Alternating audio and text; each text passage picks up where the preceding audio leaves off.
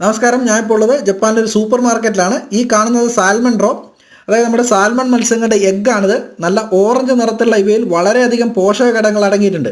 അതിനാൽ തന്നെ ഒട്ടുമിക്ക ജാപ്പനീസ് ഫുഡിലും ഇവയെ ഉൾപ്പെടുത്തിയിട്ടുമുണ്ട്. ഇവ കുറച്ച് എക്സ്പെൻസീവ് ആണ്. ഏതാണ്ട് 400 ഗ്രാമിന് 5030 yen, അതായത് ഏതാണ്ട് 3000 ഇന്ത്യൻ റുപ്യ.